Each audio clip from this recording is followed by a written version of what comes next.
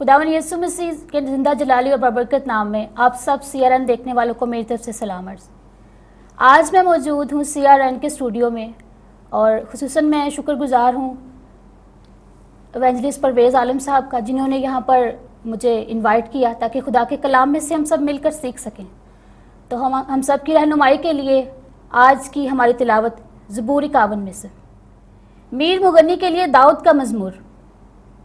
उसके बदसबा के पास जाने के बाद जब नातिन नबी उसके पास आया, ए खुदा अपनी शफ़क़त के मुताबिक मुझ पर रहम कर, अपनी रहमत की कसरत के मुताबिक मेरी खताएं मिटा दे, मेरी बदी को मुझसे धो डाल और मेरे गुनाह से मुझे पाक कर, क्योंकि मैं अपनी खताओं को मानता हूँ और मेरा गुनाह हमेशा मेरे सामने है। मैंने फ़कत तेरा ही गुनाह किया है और वो काम जो तेरी नज़र में बुरा है किया, ताकि तू अपनी बातों में रास्त ठहरे और अपनी सदाकत में बेऐब रहे। देख, मैंने बदी में सूरत पकड़ी और गुनाह की हालत में माँ के पेट में पड़ा। देख, तू बातिन की सच्चाई पसंद करता है और बातिन ही में मुझे दानाई सिखाएगा। ज़ुफ़े से मुझे साफ कर तो मैं पाक हूँगा, मुझे धो और मैं बर्फ से ज़्यादा सफ़ेद हूँगा। मुझे खुशी और खुर्मी की खबर सुना, ताकि वो हड्डियाँ जो तूने तोड़ डाली हैं शादमान हो। मेरे गुनाहों की तरफ से अपना मुंह फेर ले और मेरी सब बदकारी मिटा डाल। ए खुदा, मेरे अंदर पाक दिल पैदा कर, मेरे बातिन में असर नौ मुस्तकीम रूह डाल। मुझे अपने हुजूर से खारिज ना कर और अपनी पाक रूह को मुझसे जुदा ना कर। अपनी निजात की शादमानी मुझे फिर अनायत कर और मुस्तैद रूह से मुझे संभाल। तब मैं खताकारों को तेरी राहें सिखाऊंगा और गुनाहगार तेरी तरफ रुजू करेंगे। ए खुदा, ए मेरे निजात बख्श खुदा, मुझे खून के जुर्म से छुड़ा, तो मेरी जुबान तेरी सदाकत का गीत गाएगी। ए खुदावन, मेरे होंठों को खोल दे, तो मेरे मुंह से तेरी सताइश निकलेगी, क्योंकि कुर्बानी में तेरी खुशनुदी नहीं, वरना मैं देता। सोख्ती कुर्बानी से तुझे कुछ खुशी नहीं। शिकस्ता रूह खुदा की कुर्बानी है। ए खुदा, तू शिकस्ता और खस्ता दिल को हकीर ना जानेगा। अपने करम से सिय्योन के साथ भलाई कर, यरूशलेम की फसील को तामीर कर। तब तो सदाकत की कुर्बानियों और सौख्ती कुर्बानी और पूरी सौख्ती कुर्बानी से खुश होगा, और वो तेरे मज़बा पर बछड़े चढ़ाएंगे। पाक कलाम के पढ़े सुने और कबूल किए जाने पर खुदा उनकी बरकत हो। आमीन। खुदा उनका शुक्र हो। खुदा उनकी पाक कलाम में से हमारे लिए आज की रहनुमाई ज़बूर 51 से ली गई है। आए हम इस ज़बूर के सरनामे पर गौर करें। जैसा कि लिखा है, मीर मुगन्नी के लिए दाऊद का मज़मूर। लिखने वाला बुजुर्ग दाऊद बादशाह, और जिस वक्त बुजुर्ग दाऊद बादशाह ने इस ज़बूर को लिखा, उस वक्त उनकी उम्र कम से कम 50 साल की थी। सरनामे में ये बात दर्ज है कि उनके बदसबा के पास जाने के बाद जब नातिन नबी उनके पास आया, मेरे अजीजों, एक बहुत ही मशहूर कहानी, एक बहुत ही मशहूर इबरत हासिल करने के लिए वाक़या बुजुर्ग दाऊद बादशाह की ज़िंदगी में से। बुजुर्ग दाऊद बादशाह, जिसके मुताबिक खुदा ने फरमाया कि मुझे मेरे दिल के मुताबिक मिल गया, लेकिन कलाम पाक जहाँ अपने खादिमों की, जहाँ अपने बरगज़ीदों की एक तवील फहरिस्त उनकी खुसूसियात की बयान करता है, वहीं पर उनकी कुछ कोताहियाँ, कुछ खताएं भी बयान करता है। तो हमारा आज का अनवान ज़बूर 51 में से है, इंसान की खता और खुदा की वफा। बुजुर्ग दाऊद बादशाह, उनकी ज़िंदगी का ये मशहूर वाक़या, आए इस वाक़ये पर गौर करें। ये उस दौर की बात है जब बनी इसराइल और बनी अमोन में जंग छिड़ी थी और बुजुर्ग दाऊद बादशाह यरूशलेम में थे। इस जंग की पेशवाई योआब कर रहा था और ये सारी जंग खुदा के नाम के लिए लड़ी जा रही थी। कौम बनी इसराइल जिनका ईमान है कि खुदावंद महज उन्हीं का खुदा है, बनी अमोनियों से जंग में मसरूफ़ हैं और वहाँ दाऊद बादशाह यरूशलेम में मौजूद हैं। अपने महल की छत पर टहलते हुए एक शब में उनकी नज़र एक खातून पर पड़ी। इस खातून का नाम बत्सबा था।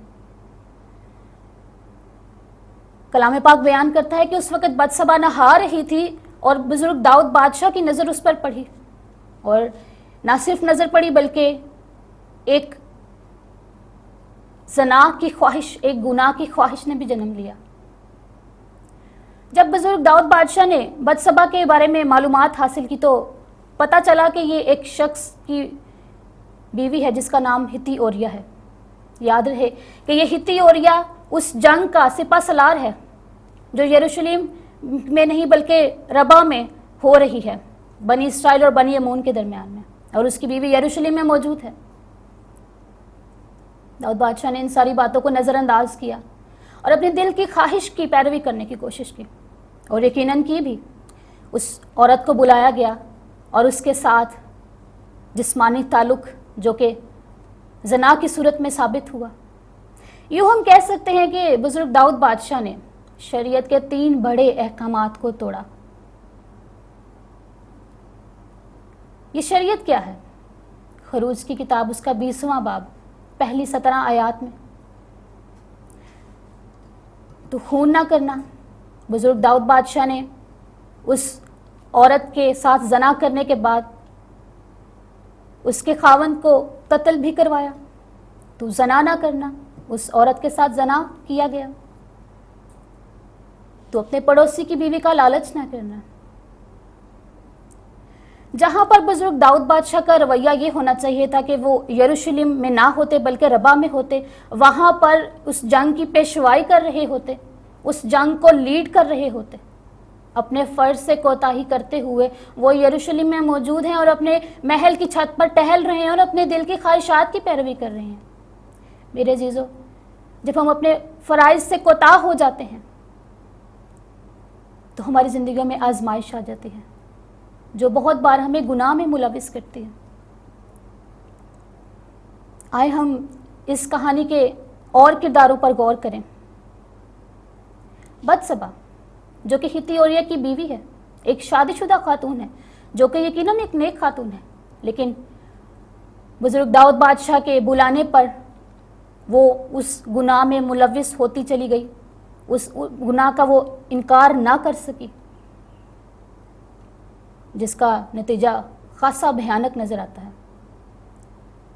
हम देखते हैं कि जब हम अपने दिल की मनफी ख्वाहिशात की पैरवी करते हैं तो ना सिर्फ हम गुनाह में गिरते हैं बल्कि जितने लोग हमारे साथ मुंसलिक हैं वो भी गुनाह का ना सिर्फ गुनाह का सामना करते हैं बल्कि एक बड़ी तबाही का शिकार भी होते हैं।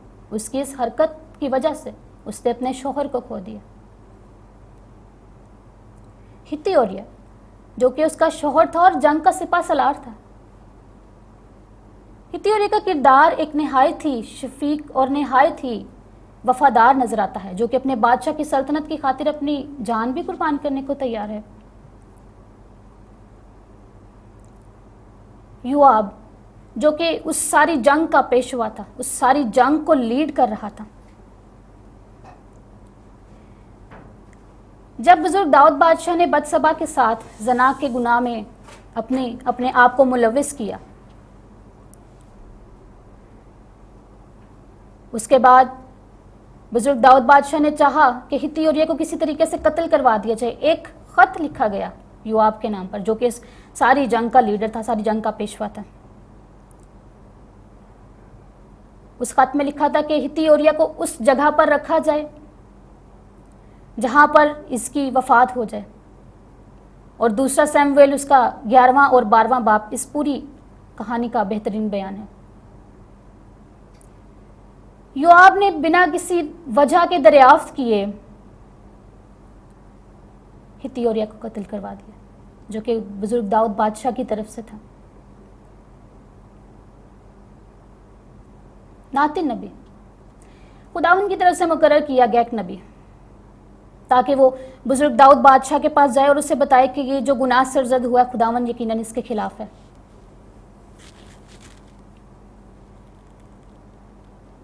بزرگ داؤد بادشاہ کا کردار جو کہ نہایت شفیق اور دانشمند، فہم سے بھرا، خدا کے کلام کی حکمت سے بھرا، لیکن اپنے دل کی خواہش کی پیروی کی وجہ سے گناہ میں ملوث ہو گئے۔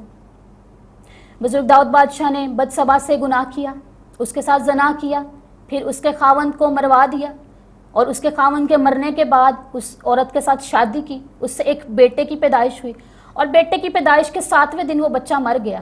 جب ناتن نبی نے آ کر اس بات کا پیغام ان کو دیا کہ یہ سارا منصوبہ جو انہوں نے اپنے دل کی خواہش کی پیروی کے لیے کیا، اس میں خداوند ان سے ناراض ہے۔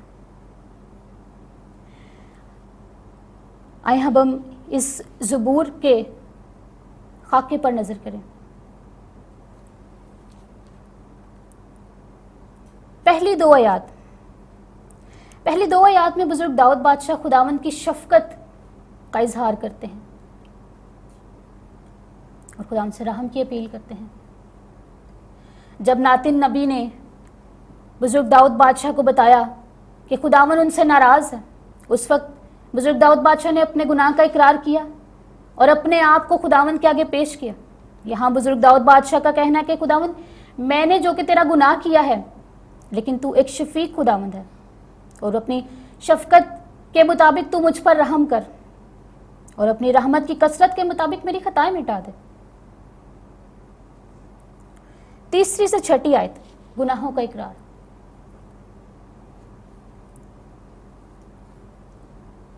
تیسری آیت کو اگر ہم پڑھیں، کیونکہ میں اپنی خطاؤں کو مانتا ہوں اور میرا گناہ ہمیشہ میرے سامنے ہے۔ بزرگ داؤد بادشاہ خداوند سے بہت ہی حلیمی سے اس بات کی التجا کرتے کہ خداوند میں اپنی خطاؤں کو مانتا ہوں، میرا گناہ ہمیشہ میرے سامنے ہے۔ یہ وہ گناہ تھا جو ان کی ذہن پر، ان کی زندگی پر مسلط ہو چکا تھا، اور بزرگ داؤد بادشاہ جب بھی خداوند کی حضوری میں جاتے وہ اپنے گناہ کا، اس گناہ کا اقرار کرتے۔ 7 سے 9 آیت دل سوزی سے دعا میں مشغول ہیں۔ مثلا اگر ہم 7ویں آیت کو پڑھیں تو کہتے ہیں کہ زوفے سے مجھے صاف کر، زوفے سے مجھے صاف کر تو میں پاک ہوں گا۔ زوفے کی لکڑی کا ذکر، زوفے کی شاخ کا ذکر بائبل مقدس میں اور بھی جگہوں پر آیا ہے۔ خروج کی کتاب اس کا 12واں باب 22ویں آیت زوفے کی وہ شاخ ہے جب خدا نے بنی اسرائیل قوم پر اور مصریوں کے درمیان اپنے جلال کو ظاہر کیا، ایک مری کی وبا بھیجی گئی۔ قوم بنی اسرائیل نے اپنا کردار اس طرح سے ادا کیا کہ زوفے کی شاخ کو برے کے لہو میں ڈبو کر اپنے گھروں کے چوکھٹوں پر لگا دیا، جس سے وہ سیکیور ہو گئے۔ زوفے کی شاخ کا ذکر خداوند یسوع مسیح کے صلیبی کلمات میں بھی آیا ہے، جب خداوند یسوع مسیح نے اپنا 5واں کلمہ بیان کیا کہ میں پیاسا ہوں، تو زوفے کی ایک شاخ کے اوپر سپنج رکھ کر اس کو سرکے میں ڈبویا گیا تسخین دینے کے لیے، تاکہ خداوند یسوع مسیح اس سے پئیں اور تسخین حاصل کریں، ریلیکس فیل کریں۔ داؤد بادشاہ کا بھی یہ کہنا ہے، سیکیورٹی مانگ رہے ہیں وہ خداوند سے، اپنی پاکیزگی کے عمل کو بیان کر رہے ہیں۔ ان کا کہنا ہے کہ 9ویں آیت میں اگر ہم دیکھیں تو میرے گناہوں کی طرف سے اپنا منہ پھیر لے اور میری بدکاری مٹا ڈال، کیونکہ وہ جانتے ہیں کہ ایک بڑا گناہ ہوا ہے، ایک بڑا گناہ سرزد ہوا ہے اور شریعت کی خلاف ورزی کی گئی ہے۔ جو منہ پھیرنے کا عمل ہے ان کا کہنا ہے کہ خداوند کیونکہ مجھ سے گناہ سرزد ہو گیا ہے اور اب میں تیری عدالت کا حقدار ہوں، تو خداوند تو رحم فرما اور مجھے عدالت کی نظر سے نہ دیکھ، مجھے عدالت کی نظر سے مت دیکھ، اور اپنی عدالت کے حوالے سے مجھے اپنی عدالت میں شامل نہ کر، مجھ پر رحم کر۔ 9 سے 12 آیت دل کے اطمینان کے لیے دعا کرتے ہیں اور کہنا ہے کہ اے خدا میرے اندر، مثلا اگر ہم 10ویں آیت کی تلاوت کریں، اے خدا میرے اندر پاک دل پیدا کر اور میرے باطن میں عصر نو مستقیم روح ڈال۔ دل کی پاکیزگی چاہ رہے ہیں۔ پڑھنے سے معلوم ہوتا ہے جیسا ایک نیا دل چاہ رہے ہیں۔ جانتے ہیں بزرگ داؤد بادشاہ کے ہر طرح کے گناہ کا آغاز انسان کے دل سے ہوتا ہے۔ خدا یسوع مسیح نے بھی اس چیز کو مرکز کی انجیل اس کا 7ویں باب میں بیان فرمایا کہ ہر طرح کی بدی کا جو آغاز ہے، بری سوچ اور غلط قسم کی چیزوں کا آغاز ہے، وہ ایک شخص کے دل سے ہی ہوتا ہے۔ اور خدا کا پاک کلام ہمیں یہ اپنے دل کی حفاظت کرنے کے متعلق بھی بیان کرتا ہے، اور باطن میں خدا کے روح کو مانگ رہے ہیں۔ وہ چاہتے ہیں کہ خدا کا روح ان کے ساتھ رہے۔ 11ویں آیت مجھے اپنے حضور سے خارج نہ کر اور اپنے پاک روح کو مجھ سے جدا نہ کر۔ جانتے ہیں کہ ایک بہت بڑا گناہ سرزد ہو گیا ہے اور خدا کا روح اب جدا ہو سکتا ہے، لیکن خدا سے التجا میں ہے کہ اپنے پاک روح کو میرا ساتھی رہنے دے۔ بزرگ داؤد بادشاہ اس بات کو بھی جانتے ہیں کہ جب بزرگ ساؤل سے خدا کی روح جدا ہو گئی تو ایک بری روح نے اسے پکڑ لیا، اور اس طرح سے وہ خدا کی حضوری سے جدا ہو گیا۔ تو وہ جانتے ہیں کہ جب خدا کی روح مجھ سے جدا ہو جائے گی تو ایک ناقابل برداشت عمل کا آغاز ہو سکتا ہے۔ جس طرح سے ایک میان میں 2 تلواریں نہیں رہ سکتی، اسی طرح سے ایک شخص کے اندر خدا کا روح اور بری روح نہیں رہ سکتی۔ چناؤ کی ضرورت ہے آج۔ یا تو ہم خدا کے روح کی پیروی کریں اور ہمیشہ کی زندگی کو پالیں، یا اگر بری روح کے بارے میں سوچا بھی جائے تو انسان کی شخصیت کانپ جاتی ہے۔ عمل کیا ہے خدا کے روح کو پانے کا؟ خداوند یسوع مسیح نے فرمایا کوئی میرے وسیلہ کے بغیر باپ کے پاس نہیں جا سکتا۔ خداوند یسوع مسیح پر ایمان، اس کی صلیبی موت کا اقرار، اس کے تیسرے روز مردوں میں سے جی اٹھنے کا اقرار، آسمان پر جانے کا اور خدا باپ کے دہنے ہاتھ بیٹھنے کا اقرار، یہی وہ سب چیزیں ہیں یہی وہ ایمان کی بنیادی اصول ہیں جو ہمیں خدا کے روح سے جوڑے ہوئے ہیں۔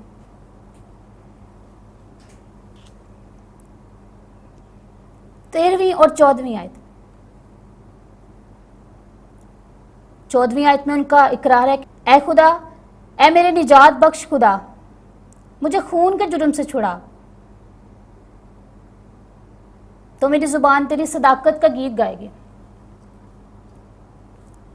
ہم سب جانتے ہیں پرستش کے معیار میں بزرگ داؤد بادشاہ کا ایک اعلیٰ مقام ہے۔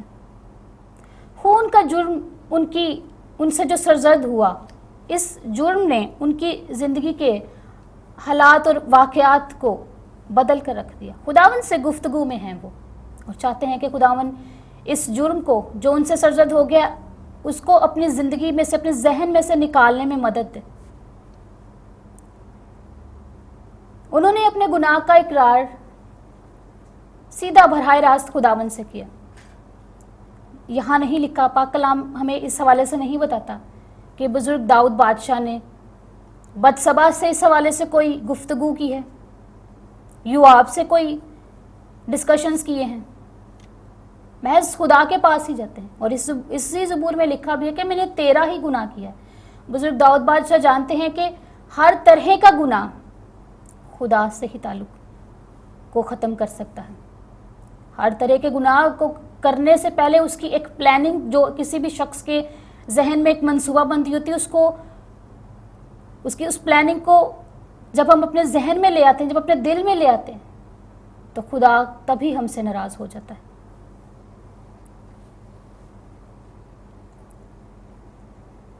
पंद्रहवीं आयत,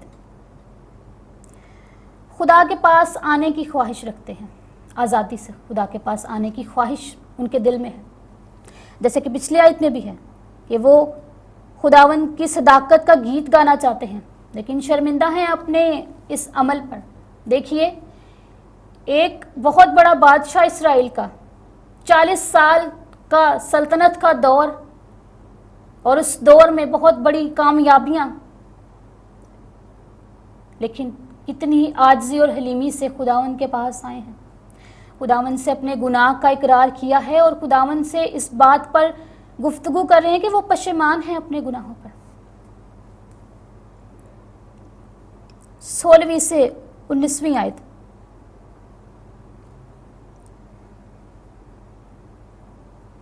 खुदावंद से इस बात का इकरार करते हैं कि खुदावंद मुझे शिकस्ता दिल, शिकस्ता रूह अता फरमा। ये भी बयान करते कि खुदावंद सोख्तनी कुर्बानी से अब तुझे कुछ खुशी ना होगी, क्योंकि गुनाह सरजद हुआ है।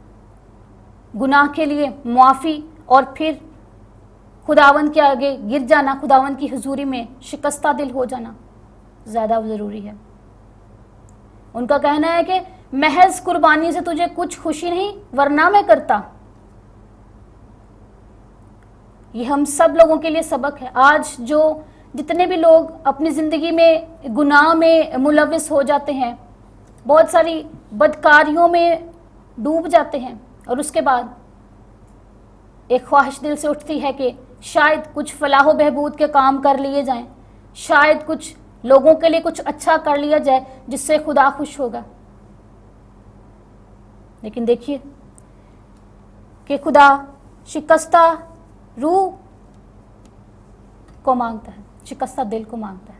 अपना वो टूटा हुआ दिल, जब आपसे गुनाह सरजद हुआ, आपका दिल टूट गया, आपकी रूह में से एक खुशी जाती रही, अपनी उस कैफियत को खुदावंद के आगे लाकर रखने की ज़रूरत है।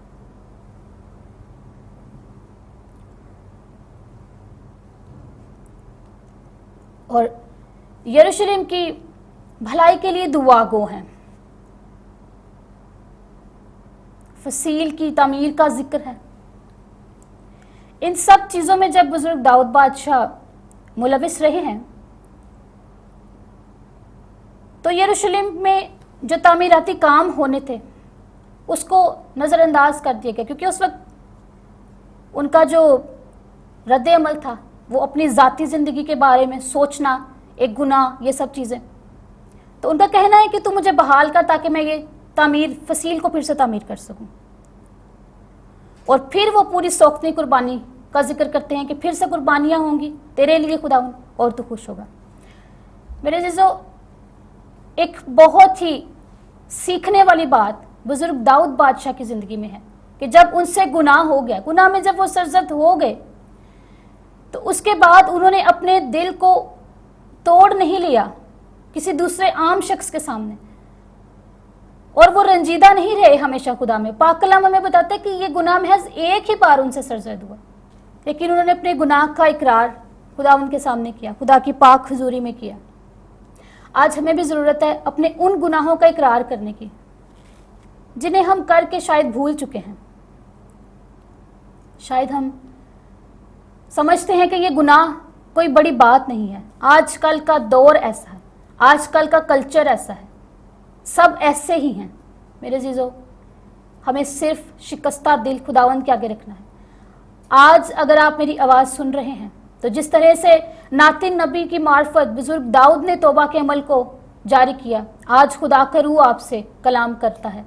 آپ سے اگر کچھ ایسا گناہ ہوا ہے جو خداوند کی شریعت کے خلاف ورزی ہے, جو خدا کے کلام کی خلاف ورزی ہے, تو آج آپ دعا کیجئے کہ خداوند آپ کے اس گناہ سے آپ کو نجات دلائے.